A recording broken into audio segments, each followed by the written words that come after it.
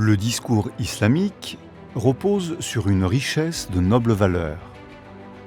Il affronte la barbarie des abus et la maltraitance par la gentillesse et l'harmonie. Allah, le Très-Haut, a dit « Mais pour les confondre, réponds au mal par le bien ».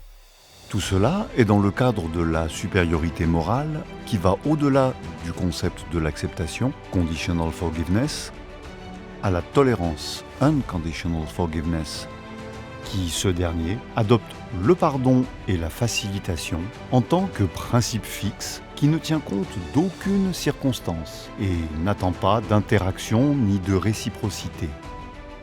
L'islam s'est élevé avec sa haute moralité, appelant à la tolérance malgré la grande importance de l'acceptation, qui repose sur l'échange de valeurs.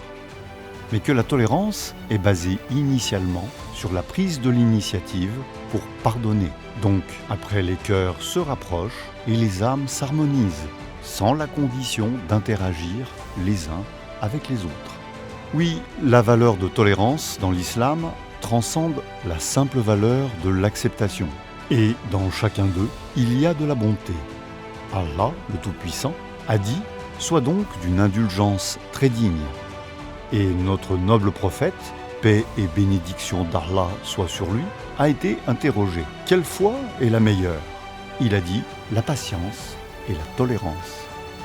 La tolérance dans les interactions entre les gens réside dans les bonnes manières et la bienfaisance, où se reflètent la noblesse de l'âme et le pardon, a dit le prophète. PBSL, qu'Allah fasse miséricorde à un homme bienveillant lorsqu'il vend, lorsqu'il achète et lorsqu'il réclame son dû.